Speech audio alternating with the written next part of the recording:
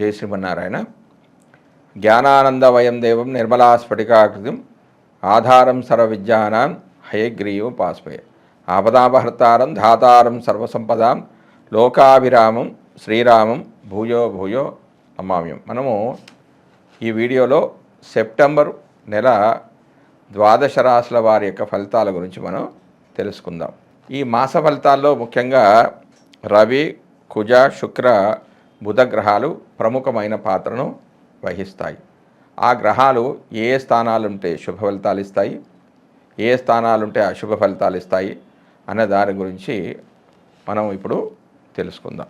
ఒక మాసం తమకు అనుకూలమా ప్రతికూలమా అని గమనించేందుకు రవి, కుజ, శుక్ర, బుధ గ్రహాలను గమనించడం అనేది సాంప్రదాయం. సూర్యుడు 3, 6, 10, 11 రాశిలో సంచరించే సమయంలో మాత్రమే శుభ ఫలితాలను ఇస్తాడు. మిగిలిన సమయాల్లో అతడు సంచరించే రాశి దృష్టి ఉన్న సప్తమ రాశి విషయంలో జాగ్రత్తలు అనేవి తీసుకోవాలి. వేరువేరు జన్మరాశుల వారికి రవి సంచరిస్తున్న రాశి దృష్టి ఉన్నటువంటి రాశులు ఏ భావాలైతాయో గమనించి వానికి అనుకూలమైన ఫలితాలను నిర్దేశించాల్సి ఉంటుంది.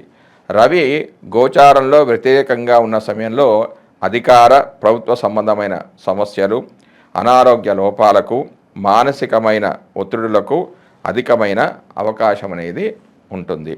అదేవిధంగా కుజుడు గోచారంలో అననుకూలమైన రాశిలో సంచరిస్తుంటే చిన్న చిన్న ప్రమాదాలు, ఒత్తిడులు, శరీరకమైన అనారోగ్యాలు, నొప్పులకు అవకాశం అనేది అధికంగా ఉంటుంది.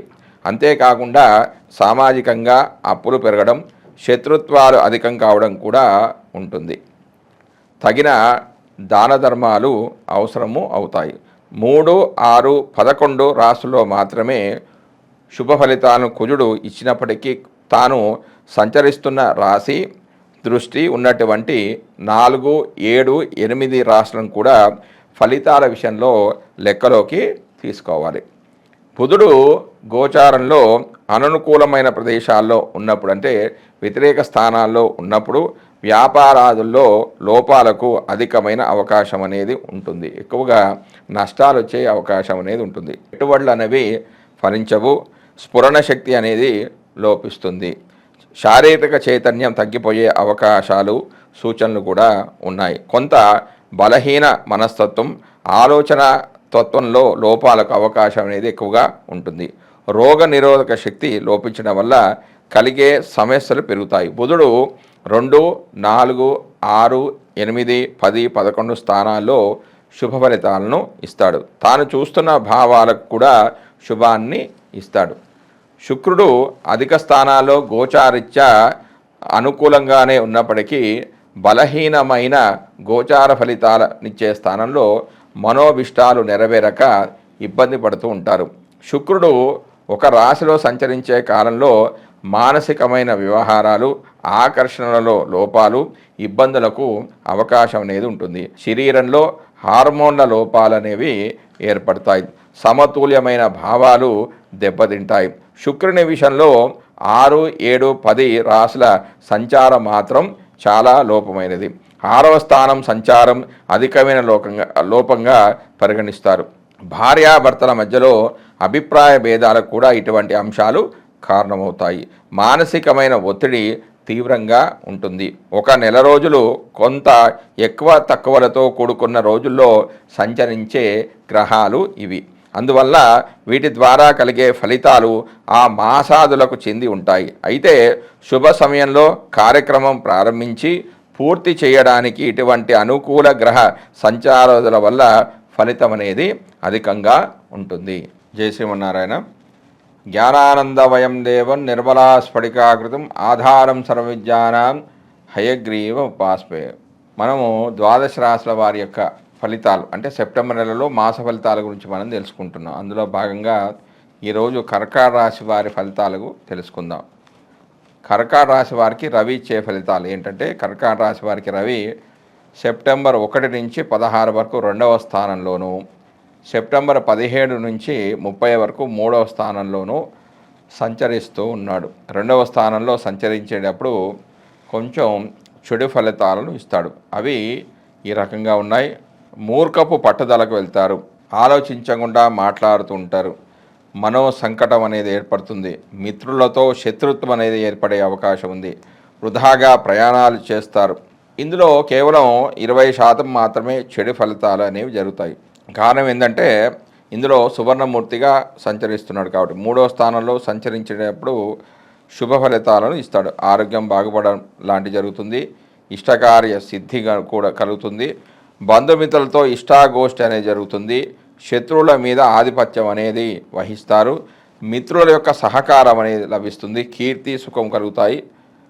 ఇందులో 50% శుభ ఫలితాలు పొందుతాడు. కారణం ఏంటంటే ఈ స్థానంలో రవి లోహమూర్తిగా ఉండడం ఒక కారణమైతే 3వ స్థానానికి వేదస్థానమైన 9లో రాహువు స్థితి చెంది ఉన్నాడు కాబట్టి. ఇక కుజుడు యొక్క ఫలితాలు. కర్కాటక రాశి వారికి కుజుడు సెప్టెంబర్ 1 నుంచి 30 వరకు 12వ స్థానంలో సంచరిస్తున్నాడు. కుజుడు 12వ స్థానంలో సంచరిస్తున్నప్పుడు కొంత ధననాశం కావడం, బంధువులతో విరోధాలు అనేవి ఏర్పడతాయి, శరీర పీడ, కష్టాలు నష్టాలు అనేవి కలుగుతాయి, అనేక కష్టాలు ఖర్చులు ఏర్పడతాయి. కానీ ఈ 12వ స్థానానికి వేదస్థానమైన 3లో కేతుగ్రహ సంచారం వలన అంతగా ఇబ్బందులు ఉండవు. కుజుడు 20% శుభ ఫలితాలు ఇస్తాడు. కారణం ఏంటంటే ఈ రాశిలో కుజుడు సువర్ణమూర్తిగా ఉంటున్నాడు కాబట్టి. తర్వాత కుజుడి తర్వాత బుధుడు యొక్క ఫలితాలు. కర్కాటక రాశి వారికి బుధుడు సెప్టెంబర్ 1 నుంచి 4 వరకు, అంటే 4 రోజులు జన్మలో సంచరిస్తున్నాడంటే ఆ రాశిలోనే బుధుడు సంచరిస్తున్నాడు. తర్వాత సెప్టెంబర్ 5 నుంచి 23 వరకు 2వ స్థానంలోనూ, సెప్టెంబర్ 24 నుంచి 30 వరకు 3వ స్థానంలోనూ సంచరిస్తున్నాడు. 1వ స్థానంలో సంచారం వలన అకాల భోజనము, బంధువైరము, దుష్టులతో సహవాసము, వస్తు నష్టము, బంధువుల ద్వారా కష్టాలు జరుగుతాయి. అంటే కేవలం 4 రోజులు మాత్రమే జన్మ స్థానంలో సంచరిస్తున్నాడు కాబట్టి అందులో అతి తక్కువగా చెడు ఫలితాలు అనేవి జరిగే అవకాశం ఉంది. ఎందుకంటే ఇందులో 70% సుఫలితాలు పొందుతాడు. ఎందుకంటే ఈ స్థానానికి వేదస్థానమైన 8లో శని వక్రించి ఉన్నాడు కాబట్టి. ఇక 2వ స్థానంలోకి సంచరించేటప్పుడు, అంటే సెప్టెంబర్ 5 నుంచి 23 వరకు 2వ స్థానంలో సంచరిస్తున్నప్పుడు శుభ ఫలితాలు అనేవి ఇవ్వడం జరుగుతుంది. సుఖము, ఆరోగ్యము, సజ్జన సహకారము, ధనలాభము, అన్ని కార్యాలు నెరవేరడం లాంటివి జరుగుతాయి. ఇందులో 75% శుభ ఫలితాలు పొందే అవకాశం ఉంటుంది. ఎందుకంటే ఈ స్థానంలో కూడా రజతమూర్తిగా ఆ యొక్క బుధుడు ఉన్నాడు కాబట్టి. 3వ స్థానంలో సంచరించేటప్పుడు అంత అనుకూలమైన ఫలితాలు అనేవి రావు. బుద్ధి బలం అనేది క్షీణిస్తుంది, ధన నష్టం అనేది కలుగుతుంది, బంధువులతో విరోధాలు జరిగే అవకాశం ఉంది, అధికారులతో అనుకూలత అనేది ఉండవు. కానీ ఇందులో కూడా శుభ ఫలితాలే ఎక్కువ జరుగుతాయి. ఎందుకంటే 3వ స్థానానికి వేదస్థానమైన 4వ స్థానంలో శుక్రుడి యొక్క సంచారం, అంటే శుక్రుడు శుభగ్రహం వల్ల కార్యసాధన, మాతృ సౌఖ్యము, కుటుంబ వృద్ధి, సంతోషము, బంధు సహకారము, కీర్తి అనేవి కలుగుతాయి.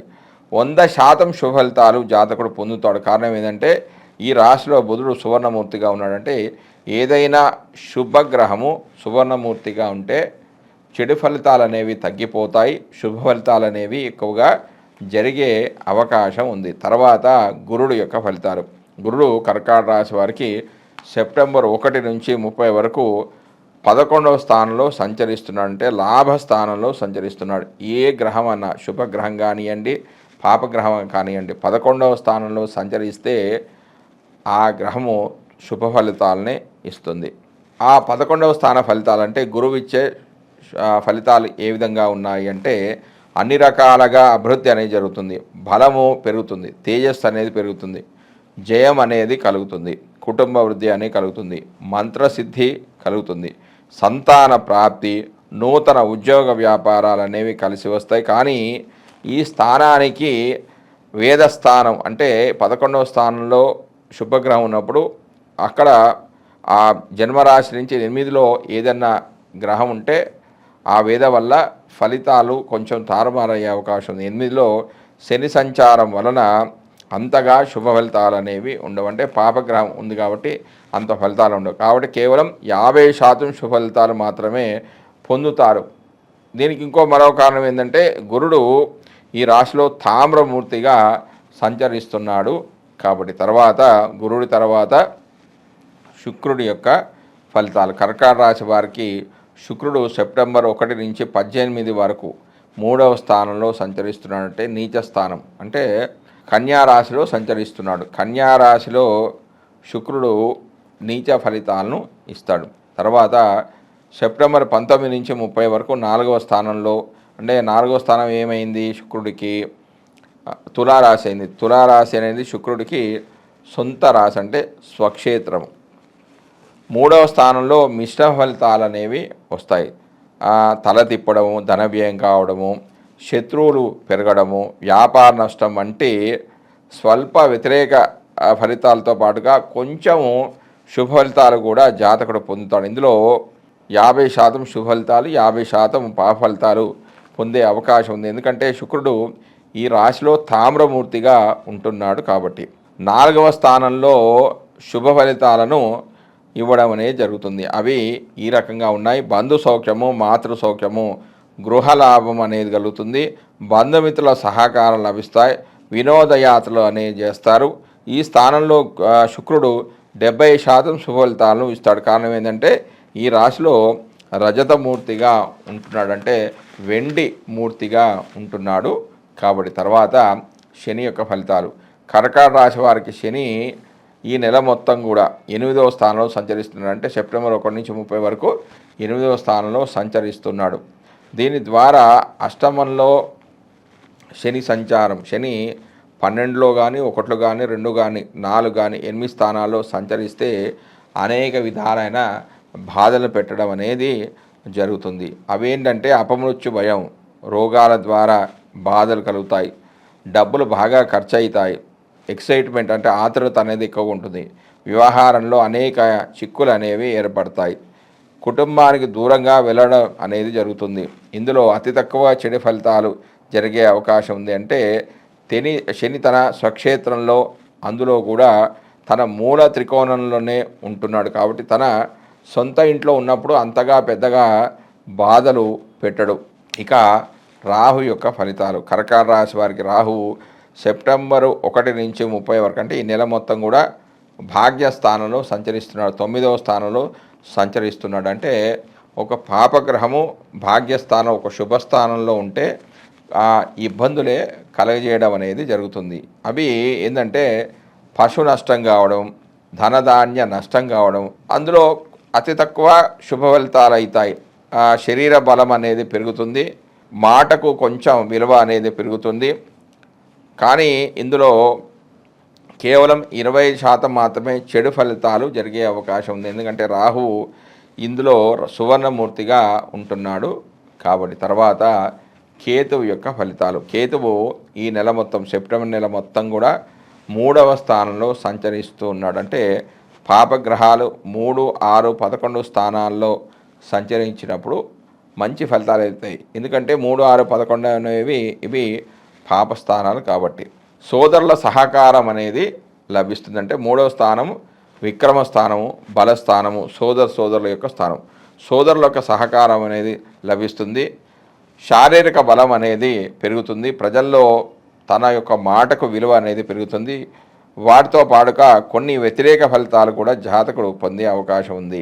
కానీ ఇందులో కేవలం 20% మాత్రమే శుభ ఫలితాలు జాతకుడు పొందే అవకాశం ఉంది. ఎందుకంటే ఈ స్థానంలో సువర్ణమూర్తిగా, అంటే బంగారు మూర్తిగా ఈ యొక్క కేతువు సంచరిస్తున్నాడు. కాబట్టి ఇక కర్కాటక రాశి వారికి అధిపతి ఎవరు?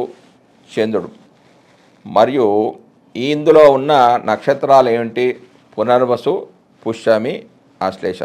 పునర్వసు నక్షత్రానికి అధిపతి గురువు, పుష్యమికి అధిపతి శని, ఆశ్లేష నక్షత్రానికి అధిపతి బుధుడు. కాబట్టి వారు ఏ నక్షత్రానికి సంబంధించిన వారు అంటే ఆ నక్షత్రాధిపతికి కూడా రెమెడీస్ చేసుకున్నట్లయితే, అంటే రాశ్యాధిపతికి మరియు నక్షత్రాధిపతికి కూడా రెమెడీస్ చేసుకున్నట్లయితే మనకు శుభ ఫలితాలు వస్తాయి. అంటే చంద్రుడికి బాగా చేసుకోవాలి. చంద్రుడి కంటే ఎక్కడైనా ప్రతి నెల అమావాస్య రోజు అన్నదానం చేస్తారు. అన్నదానం చేసినప్పుడు వారికి తోచినంత అంటే కేజీనో 2 కేజీలో బియ్యాన్ని దానం చేస్తే మనసు ప్రశాంతంగా ఉంటుందంటే చంద్రుడు మనకారకుడు. వారికి మనసు బాలేకపోతే తల్లితో ఎలాంటి గొడవలు అనేది వాళ్ళు పెట్టుకోకూడదు. మరియు వాళ్ళు పునర్వసు నక్షత్రం 4వ పాదానికి చెందిన వాళ్ళైతే పునర్వసు నక్షత్రానికి అధిపతి ఎవరంటే గురువు. కాబట్టి గురువులను ఎప్పుడు కూడా ఏమి మాట అనకూడదు. వీలుంటే ప్రతి గురువారం కూడా స్వీట్లు దానం చేయండి. శనగలు ముందు అంటే ఒకరోజు బుధవారం ముందు శనగలు నానబెట్టి ఆవుకు గోమాతకు తినిపించండి. అంటే పునర్వసు నక్షత్రం 4వ పాదమై కర్కాటక రాశి అయితే వాళ్ళు ఇవి తీసుకోండి. తర్వాత అందులో ఉన్న ఇంకో నక్షత్రం ఏంటి? పుష్యమి నక్షత్రానికి అధిపతి ఎవరు? శని. వారికి ఈ రాశి వారికి శని కూడా బాలేడు. కాబట్టి ప్రతి శనివారం 6 నుంచి 7 మధ్యలో శనికి తైలాభిషేకం చేసుకోండి.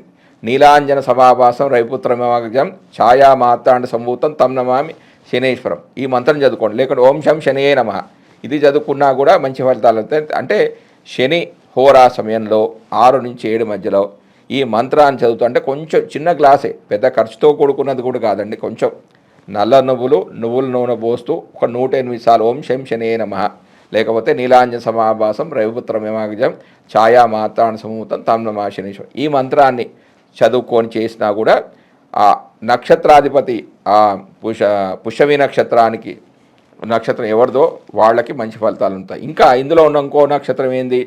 ఆశ్లేష నక్షత్రం. ఆశ్లేష నక్షత్రానికి అధిపతి ఎవరు? బుధుడు. కాబట్టి వీళ్ళు తప్పకుండా విష్ణు సహస్రనామ పారాయణం అనేది చేసుకుంటూ ఉండాలి.